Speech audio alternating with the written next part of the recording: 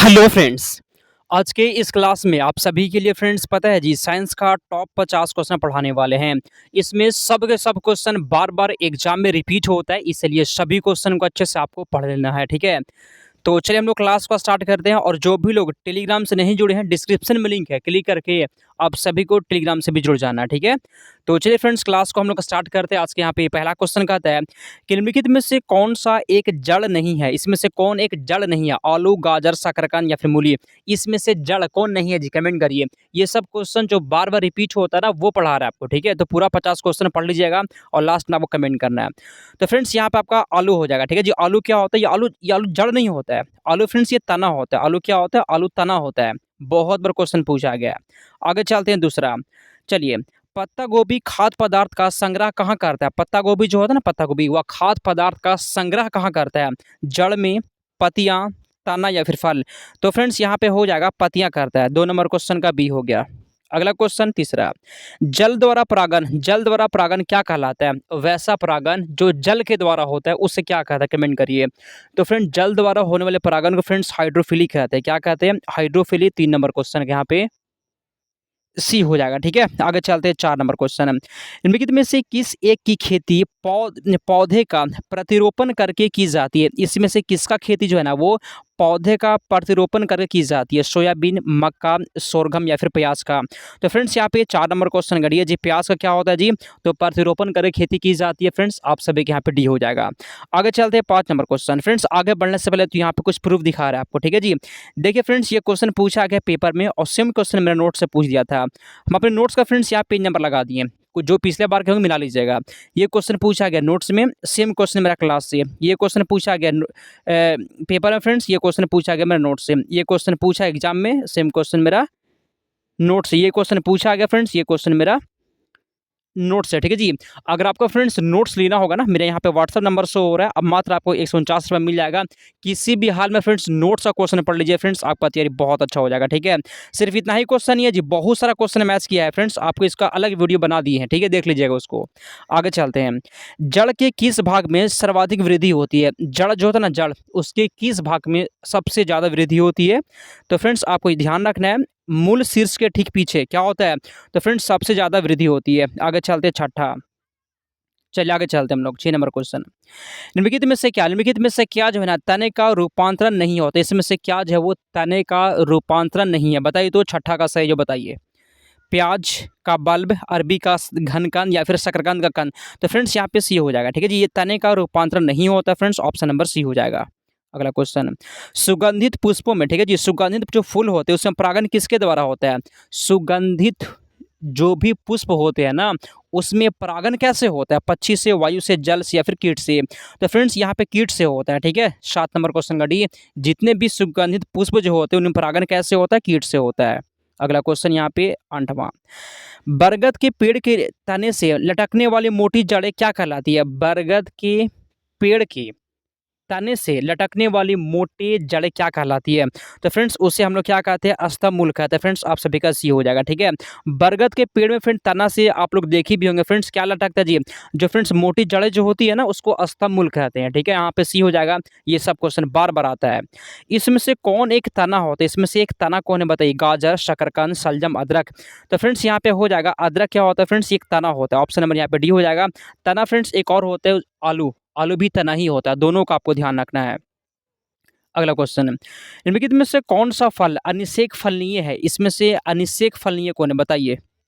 सेब, केला, सहतूत और स्ट्रॉबेरी। केला होता है फ्रेंड्स, यहाँ पे ऑप्शन नंबर ये हो जाएगा। आगे चलते हैं। अनानास किस प्रकार का फल होता है? अनानास किस प्रकार का फल होता है? कमेंट करिए 11 का सही जवाब। तो फ्रेंड्स ये फल पता है किस तरह का होता है? इस आंसर यहाँ पे फ्रेंड्स बी हो जाएगा। साइकोनस होता है, बी हो जाएगा। आगे चलते हैं 12। विश्व में सबसे लंबा पौधा कौन सा होता है? 12 का बताइए तो। विश्व में सबसे लंबा पौधा कौन सा होता है? 12 का कमेंट करिए जी। विश्व में सबसे लंबा पौधा जो होता है फ्रेंड्स, ये क्या होता है? यूकेलिप्टस सबसे लंबा होता है। जिसका जिसका भी सी आ गया सही जवाब, ठीक है। विश्व में सबसे लंबा पौधा यूकेलिप्टस का होता है। अगला क्वेश्चन 13। निम्नलिखित में से कौन सा रूपांतरित तना होता है? बताइए। बता चुके हैं पहला क्वेश्चन में फ्रेंड्स, तो तना जो होता है ना, तना वो आलू होता है, ठीक है जी। रूपांतरित तना आलू होता है। अगला क्वेश्चन। गुद्देदार थैलेमस किस किस में खाने योग्य होता है? मतलब फ्रेंड्स इसमें से किसका गुद्देदार थैलेमस हम लोग खाते हैं? टमाटर का, सेब का, आम का या फिर संतरा का? तो फ्रेंड्स आंसर यहाँ पे सेब है जी। सेब का क्या खाते हैं हम लोग? गुद्देदार थैलेमस खाते हैं, बी हो जाएगा। अगला क्वेश्चन, किस पादप में तना संचयन तथा चिरकालिकता के कार्य करता है? कमेंट करिए तो किस पादप में तना संचयन और चिरकालिकता का काम करता है? 15 का बताइए आंसर। तो फ्रेंड्स ऐसा हल्दी में होता है। ऑप्शन नंबर यहाँ पे डी हो जाएगा। आगे चलते हैं 16, नाशपाती का कौन सा भाग, नाशपाती का कौन सा भाग खाया जाता है? कमेंट करिए 16 का। नाशपाती का कौन सा भाग को हम लोग खाते हैं? ये सब क्वेश्चन पूछा गया, ठीक है, बताइए। तो फ्रेंड्स यहाँ पे 16 का सी है जी, गुद्देदार पुष्पासन को खाते हैं, सी हो जाएगा। अगला क्वेश्चन, चलिए, किस पौधे में बीज होता है लेकिन फल नहीं होता है? किस पौधे में बीज होगा, बीज होता है लेकिन फल नहीं होता? कमेंट करिए। आपको फ्रेंड्स बता दें, जब से इंट्रेंस स्टार्ट हुआ ना डीएलएड का, तब से फ्रेंड्स पढ़ा रहे हैं हम। एक्सपीरियंस से मेरे पास क्वेश्चन कहाँ से आता है, कैसे आता है, ठीक है। बस जो पढ़ाते हैं उसको पढ़िए और नोट्स ले लीजिएगा, ठीक है। सेम टू सेम मैच करता है जी, छोड़िए मत। तो फ्रेंड्स किस पौधे में बीज होता है लेकिन फल नहीं होता है? पता है किस में ऐसा? फ्रेंड्स साइकस में ऐसा होता है, इसमें बीज होगा लेकिन फल नहीं होगा। अगला, भ्रूण किस में मिलता है? भ्रूण किस में मिलता है बताइए, कमेंट करिए तो 18 का सही जवाब। भ्रूण किस में मिलता है? तो फ्रेंड्स भ्रूण जो होता है बीज में मिलता है। किससे मिलता है? बीज में मिलता है जी। अगला क्वेश्चन, फूलगोभी में, क्वेश्चन बोला गया ना कि फूलगोभी में पौधे का उपयोगी भाग कौन सा होता है? 19 का बताइए। 19 का कमेंट करिए तो, ठीक है। तो फ्रेंड्स यहाँ पे हो जाएगा ताजा पुष्प समूह होता है, उपयोगी भाग ऑप्शन नंबर डी हो गया। अगला क्वेश्चन, निम्नलिखित में से कौन सा विश्व का सबसे बड़ा पुष्प है? बताइए, निम्नलिखित में से कौन सा विश्व का सबसे बड़ा पुष्प होता है? बताइए तो आंसर। कौन सा विश्व का सबसे बड़ा पुष्प है जी? तो विश्व का सबसे बड़ा पुष्प होता है रेफ्लेशिया, सबसे बड़ा पुष्प है रेफ्लेशिया, विश्व का सबसे बड़ा पुष्प होता है। अगला क्वेश्चन, सामान्यतः अंकुरन के लिए किसकी आवश्यकता नहीं होती है? अंकुरन के लिए जो है ना किसकी आवश्यकता नहीं होती है? बताइए 21 का आंसर। तो फ्रेंड्स प्रकाश की आवश्यकता नहीं होती है जी। देखिए अंकुरन के लिए हवा चाहिए, ताप चाहिए और जल भी चाहिए, नहीं होती है प्रकाश की आवश्यकता। जल निम्नलिखित में, जल जो है ना, सॉरी जूल, जूल निम्नलिखित की इकाई है। जूल किसकी इकाई होती है? ऊर्जा, बल, दाब, तापमान का बताइए तो जूल किसकी इकाई होती है? बहुत ही शानदार क्वेश्चन। जूल जो होता है फ्रेंड्स ये किसका होता है बताइए तो? जूल जो होता है ये ऊर्जा का होता है, जो ऑप्शन नंबर ही हो जाएगा। अगला क्वेश्चन, हर्ट्ज क्या नापने की यूनिट है? बताइए हर्ट्ज में क्या मापते हैं? हर्ट्ज में क्या मापते हैं? बहुत ही शानदार क्वेश्चन पढ़ रहे हैं आप, ठीक है, स्पेशल आपके एग्जाम के लिए ये सब क्वेश्चन को पढ़िए जी, ठीक है। तो फ्रेंड्स हर्ट्ज क्या मापने की यूनिट होती है जी? तरंगों की आवृत्ति मापती है, इससे ऑप्शन नंबर बी हो जाएगा। अगला क्वेश्चन 24 नंबर, डेसिबल किसे मापने के लिए, डेसिबल किसे मापने के लिए प्रयोग करते हैं? बताइए डेसिबल किसे मापने के लिए प्रयोग करते हैं? 24 का बताइए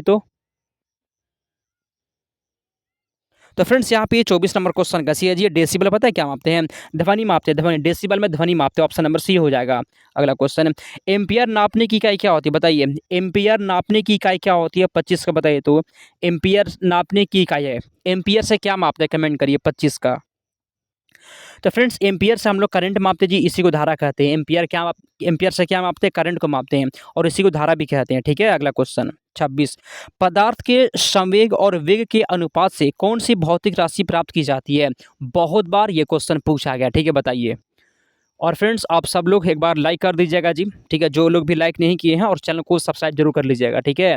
बस आपसे इतना ही चाहते हैं, लाइक कर दीजिएगा। और टेलीग्राम से तो जुड़ना ही, आपको वहाँ पे अपडेट भी देते हैं हम, ठीक है। चलिए, तो फ्रेंड द्रव्यमान पदार्थ के संवेग और वेग के अनुपात से द्रव्यमान मिलता है। अगला क्वेश्चन, चलिए, किसी असंतुलित बल द्वारा किसी पिंड में उत्पन्न त्वरण क्या होता है? 27 का बताइए तो। किसी असंतुलित बल द्वारा किसी पिंड में उत्पन्न त्वरण जो होता है बल के अनुक्रमानुपाती होता है। 27 नंबर क्वेश्चन का बी हो जाएगा। अगला क्वेश्चन, ध्वनि तरंगे की, ठीक है जी, ध्वनि तरंगे की प्रकृति कैसी होती है? बहुत बार क्वेश्चन पूछा है, बताइए। ध्वनि तरंगों की प्रकृति जो होता है फ्रेंड्स ये पता है कैसा होता है? कोई बता सकता है जी? ये होता है अनुदैर्ध्य होता है फ्रेंड्स, ऑप्शन नंबर यहाँ पे ए हो जाएगा, ठीक है जी। यहाँ पे ऑप्शन नंबर, तो फ्रेंड्स यहाँ पे अगला क्वेश्चन कहता है जी, अगला क्वेश्चन यहाँ पे है कि प्रस्रव्य तरंगें मनुष्य द्वारा सुनी जा सकती है, नहीं सुनी जा सकती है, या फिर कभी कभी सुनी जा सकती है? तो 29 नंबर क्वेश्चन का फ्रेंड्स यहाँ पे हो जाएगा नहीं सुनी जा सकती है, ठीक है। प्रस्रव्य तरंगें जो है ना मनुष्य नहीं सुन सकता, ऑप्शन नंबर बी हो जाएगा। अगला क्वेश्चन 30 नंबर, प्रस्रव्य तरंगों को सबसे पहले किसने सीटी बजाकर उत्पन्न किया था? चलिए कमेंट करिए, प्रस्रव्य तरंगों को सबसे पहले किसने सीटी बजाकर उत्पन्न किया था? फ्रेंड्स आंसर यहाँ पे हो जाएगा गॉल्टन ने ऐसा किया था। किसने किया था? गॉल्टन ने, सी हो जाएगा। अगला क्वेश्चन 31, ध्वनि का फ्रेंड जो पिच होता है, इसको तरत्व कर लीजिएगा फ्रेंड, टाइपिंग मिस्टेक है। ध्वनि का फ्रेंड जो तरत्व होता है या पिच किस पर निर्भर करता है बताइए? ध्वनि का जो पिच है ना, पिच वह किस पर निर्भर करता है? बहुत बार पूछा है जी। ठीक है फ्रेंड्स, ये निर्भर करता है आवृत्ति पर। किस पर? आवृत्ति पर। ऑप्शन नंबर डी यहाँ पे सही जवाब है। अगला क्वेश्चन 32, विमानों के, ठीक है जी, क्वेश्चन यहाँ बोला गया ना, विमानों के आंतरिक भागों की सफाई में किसका उपयोग होता है? कमेंट करिए तो 32 का बताइए तो। विमानों के आंतरिक भागों की सफाई में किसका उपयोग किया जाता है? तो फ्रेंड्स 32 नंबर क्वेश्चन का यहाँ पे ये है जी, प्रस्रव तरंगों का होता है। जिसका जिसका भी ए आ गया ना, बिल्कुल सही जवाब है। अगला क्वेश्चन, तो फ्रेंड्स आगे बढ़ने से पहले यहाँ पे भी आप देख लीजिए जी, क्वेश्चन कैसे पूछते हैं। आप लोग क्या पढ़ते हैं, यहाँ वहाँ भटकते रहते हैं।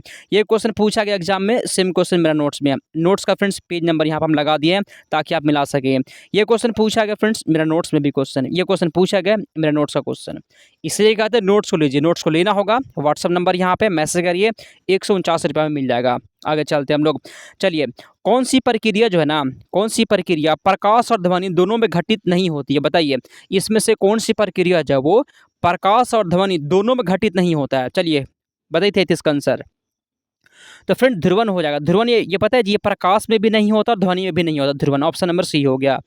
अगला क्वेश्चन, निम्न द्रव्यों में से ध्वनि सबसे तेज यात्रा करती है, इसमें से किस में ध्वनि सबसे तेज यात्रा करती है? निर्वात में, जल में, स्टील में या फिर वायु में? कमेंट करिए तो। निम्न में से किस में जो है ना ध्वनि सबसे तेज गति से चलती है? फ्रेंड्स आंसर यहाँ पर स्टील हो जाएगा। ठीक है जी, यहाँ पे सी हो जाएगा। ठीक है, ध्वनि जो है ना, ध्वनि वो सबसे तेज गति से चल सकता है ठोस में, और ठोस में भी स्टील में। ये भी आपको एकदम ध्यान रखिएगा। ठीक है, बहुत बड़ा क्वेश्चन पूछा गया है। वायु में ध्वनि का वेग क्या होता है? वायु में ध्वनि का वेग क्या होता है बताइए?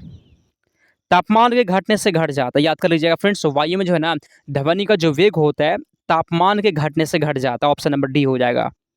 अगला क्वेश्चन, डेसिबल इकाई का फ्रेंड्स प्रयोग किस लिए होता है? डेसिबल इकाई का जो प्रयोग है ना वो किस लिए होता है? कमेंट करिए 36 का बताइए तो डेसिबल इकाई का प्रयोग होता है वो पता है किसके लिए होता है? ध्वनि की तीव्रता के लिए होता है। ध्वनि की तीव्रता के लिए हो तो ऑप्शन नंबर ई हो जाएगा। अगला क्वेश्चन, चलिए, इसमें से किस अणु में वैद्युत संयोजक बंधन होता है? कमेंट करिए तो इसमें से किस अणु में वैद्युत संयोजक बंधन है? तो फ्रेंड्स यहाँ पे ऑप्शन नंबर ए जी, कैल्शियम क्लोराइड में होता है। ऑप्शन नंबर ए हो जाएगा। अगला क्वेश्चन, इसमें से किस में वैद्युत संयोजक बंधन है? चलिए कमेंट करिए 38 का। इसमें किस में वैद्युत संयोजक बंधन होता है? फ्रेंड्स यहाँ पे 38 नंबर क्वेश्चन का बी है जी, सोडियम ब्रोमाइड में होता है। जो लोग भी लगा दिए बिल्कुल सही जवाब है। अगला, इसमें से किस यौगिक की आकृति चतुष्फलकीय होती है? आकृति कैसी होती है? चतुष्फलकीय होती है। 39 का बताइए तो। चलिए, किस यौगिक की जो आकृति होता है वो चतुष्फलकीय होती है? फ्रेंड्स पता है किसका?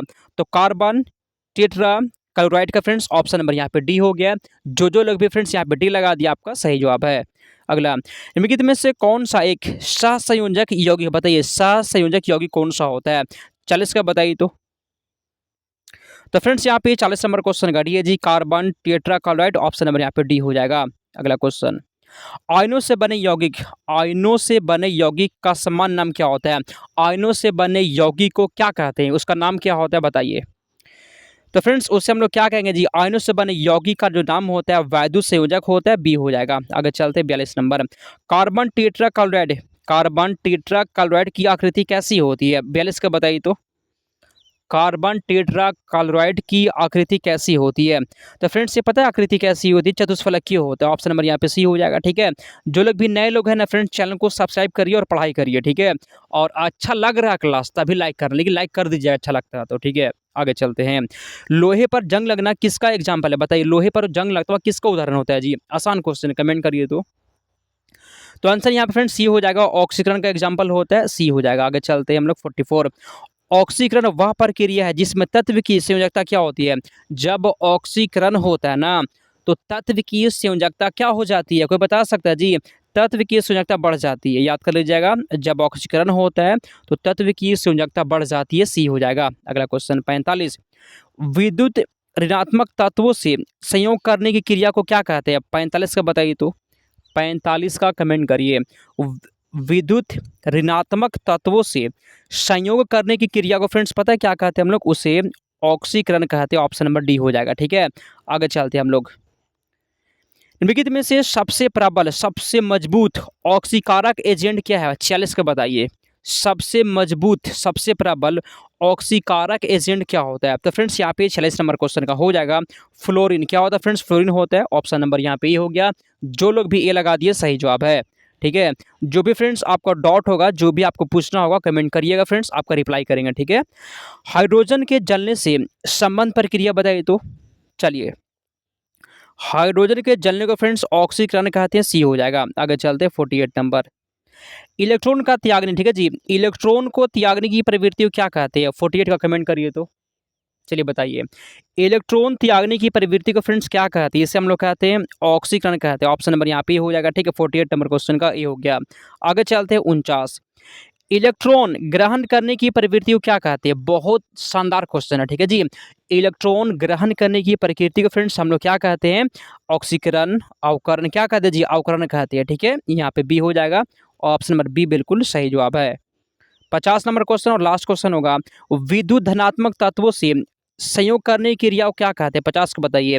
विद्युत धनात्मक तत्वों से संयोग करने की क्रिया को फ्रेंड्स क्या कहते हैं? उससे फ्रेंड्स क्या कहते हैं? अवकरण कहते हैं। 50 नंबर क्वेश्चन का सी हो गया। 50 में से कितना सही कर दिए हैं और क्लास कैसा लगा है कमेंट करना। ठीक है, जो लोग भी टेलीग्राम से नहीं जुड़े हैं, डिस्क्रिप्शन में लिंक है, क्लिक करके जुड़ जाइए फ्रेंड्स। और आपको नोट्स ले लेना है। ठीक है, चैनल को सब्सक्राइब कर लीजिएगा और वीडियो को लाइक कर देना है। ठीक है जी, इतना ही कहेंगे। 50 में से कितना सही कर दिए हैं आपको कमेंट करना है। चलिए हम लोग समाप्त करते हैं।